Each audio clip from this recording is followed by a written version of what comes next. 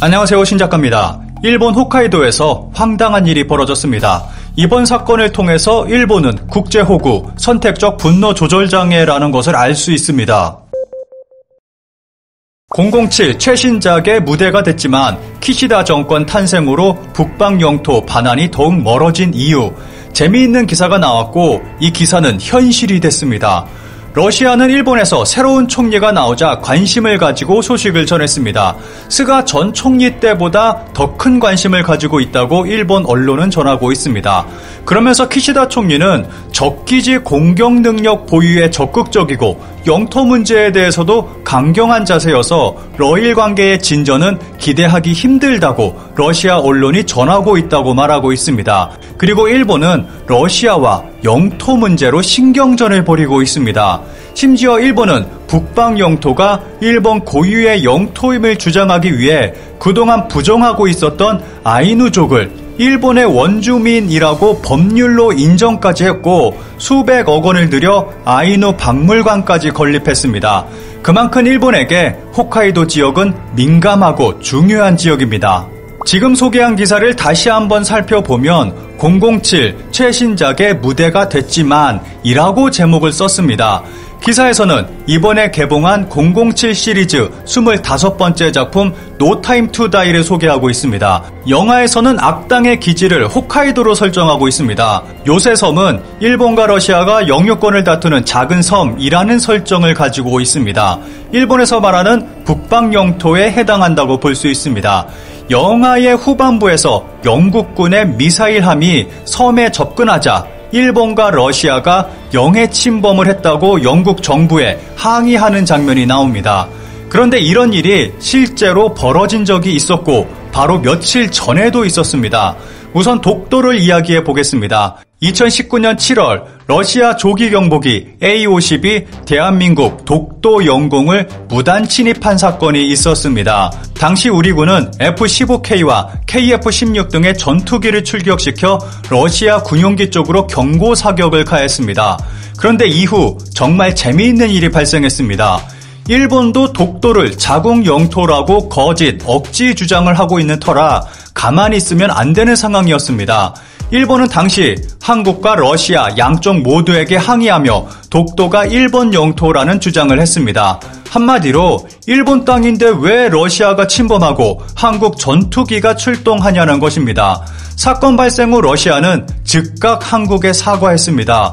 최초 경로대로였다면 이런 상황이 일어나지 않았을 것이라며 러시아 당국은 국제법뿐 아니라 한국 국내법도 존중한다. 의도를 갖고 침범한 것은 아니다. 라고 말했고 한국과의 관계 발전을 바라고 의도를 갖지 않았다는 사실을 믿어달라며 이러한 동일한 사안이 발생하지 않도록 한러 공군 사이의 회의체를 만들길 희망한다고 전했습니다. 러시아는 한국을 향해 굉장히 적극적이고 조심스럽게 사과를 한 것입니다. 이후 일본에서는 기자회견에서 러시아 차성 무관이 전날 군용기 비행에 대해 한국 정부에 했다고 청와대가 밝힌 유감 표명을 일본에도 했느냐는 기자의 질문에 스가 관방장관은 일본의 유감의 뜻이 전해진 사실은 없다. 러시아와 한국 사이의 일에 대해 언급할 입장은 아니다. 라고 말해 일본 내에서 커다란 비난을 받은 적이 있습니다. 일본이 자국 영토라고 주장하는 곳에 타국의 전투기가 들어왔음에도 행동하지 못했고 심지어 러시아는 일본을 무시하며 한국에게만 사과했습니다. 이 사건으로 인해 러시아가 국제사회에 공식적으로 독도가 한국 땅임을 인정해준 결과가 됐습니다. 그런데 이와 비슷한 일이 며칠 전 또다시 발생했습니다. 이번엔 일본 앞바다입니다. 중러 함정 총 10척이 스가루 해협을 동시에 통과. 중국과 러시아 전함이 일본 앞바다를 지나가는 일이 있었습니다. 일본 방위성은 18일 오전 8시께 홋카이도 오쿠시리 섬에서 남서쪽으로 110km 떨어진 해역에서 중국과 러시아 군함이 항해하는 것을 해상 자위대의 항공기와 함정이 확인했다고 밝혔습니다. 중국 해군 미사일 구축함 등 5척과 러시아 해군의 미사일 구축함 등 5척, 총 10척입니다. 중국과 러시아 군함이 한꺼번에 이 지역을 통과하는 것은 처음 있는 일입니다. 중국 러시아 함정이 지난 곳을 지도로 살펴보면 홋카이도의 하코다테와 혼슈의 아오모리 사이에 있는 바다입니다. 이곳은 혼슈와 홋카이도를 연결하는 세이칸 해저 터널이 있는 곳이기도 합니다. 중국과 러시아 함선들은 태평양 쪽으로 빠져나갔고 무력 충돌은 없었습니다. 그리고 이들은 일본의 영해도 침범하지 않았습니다. 츠루가 해협 쪽 일본 영해를 살펴보면 홋카이도와 혼슈 사이는 굉장히 좁게 공해로 설정되어 있습니다. 이렇게 공해가 설정된 이유는 미국에 대한 일본의 배려로 볼 수 있습니다. 일본 혼슈와 홋카이도 사이의 츠가르 해협 등 일본의 해상 5곳에는 국제 영해 기준인 12해리가 아닌 3해리 기준이 적용되고 있습니다. 그 이유는 미국 핵 항모의 통행을 위한 양국 간 밀약에 따른 결과입니다. 영해 12해리 기준을 적용할 경우 일본 정부의 비핵 3원칙과 미군 핵 항모의 일본 내해 통행이 정면 충돌하기 때문입니다. 비핵 3원칙은 핵무기를 제조하지도 보유하지도 반입하지도 않는다는 원칙으로 12해리 영해를 적용할 경우 반입하지도 않는다는 원칙에 위배되기 때문입니다. 중국과 러시아는 일본의 이러한 사정을 철저하게 이용한 것입니다. 일본 언론은 일본이 미국, 오스트레일리아 등과 함께 중국을 염두에 두고 인도태평양 지역에서 다국 간 훈련을 반복하는 가운데 중국이 러시아와의 협력을 부각시킨 것으로 해석하고 있습니다. 이 지역은 예전부터 중국이 애용해 오던 항로였습니다. 2004년 11월, 2015년 6월, 2017년 7월 중국 함정이 이 지역을 통과해서 일본이 긴장했던 적이 있습니다.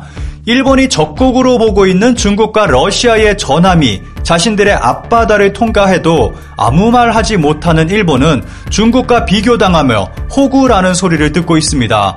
중국의 경우 미국 군함 등이 합법적으로 대만 해협을 지나도 강하게 비난해왔습니다. 그리고 이번에도 중국은 강하게 자신들의 주장을 피력하고 있습니다.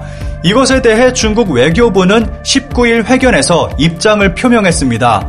누군가가 무력을 과시하고 문제를 일으켜 도발하는지의 차이다 라고 주장했고, 항해의 자유를 명목으로 군사적으로 위협하고 지역의 평화와 안정을 해치고 있는 것이 누구인지 국제사회는 알고 있다며 미국 등을 견제하는 한편 중국 군함이 츠가르 해협을 통과하는 것에는 문제 없다는 자세를 보여줬습니다. 이런 상황에서 일본 정부는 아무 말도 못하고 있습니다. 일본에서는 반복되는 이러한 상황을 놓고 우려의 목소리가 높아지고 있습니다. 관련 기사에 달린 댓글을 짧게 살펴보겠습니다. 중국은 배수량 1만 톤이 넘는 대형 구축함 055형 난창함을 내놓았지만 러시아는 같은 규모의 순양함 바리아크를 이번에 내놓지 않았습니다. 다만 미사일 추적함 마샬 크로이로프가 동반했습니다. 미사일 추적함이 필요한 연습을 앞으로 태평양에서 실시하게 될까요? 훔친다고 생각하면 홋카이도를 훔칠 수 있다는 의사표시로 보이는데요. 왜 일본은 무방비일까요? 유사시 동시에 공격해온다는 걸 모를까요? 동시 공격 시 미국은 확실히 일본을 버리고 도망간다는 것을 모르는 것일까요? 스스로 자신을 지킬 수 없는 나라라고 말하는 것은 정말 한심하다고 생각합니다. 무슨 일이 있기 전에 헌법 개정이 먼저라고 생각합니다. 평화를 좋아하지만 국가와 국민, 사랑하는 가족을 지키기 위해서는 핵무장도 필요하다고 생각합니다. 평화를 잊은 일부 사람에게 좋은 경고가 아닐까요? 평화 문제에 대해 진지하게 생각하게 하는 어떤 의미에서는 좋은 행동입니다. 일본 TV 이외에도 영상으로 크게 보도해 주었으면 합니다. 여기서 만약 한국 해군이 츠가르 해협을 지났다면 일본은 어떤 반응을 보였을까요? 중국, 러시아기 때문에 일본은 아무 말 하지 못한 것은 아닐까요? 이런 모습을 보면 일본은 선택적 분노 조절 장애를 가지고 있는 것 같은 느낌이 듭니다. 어쩌면 자민당 정부는 이러한 일들이 발생하는 것을 기뻐하고 있을지도 모르겠네요.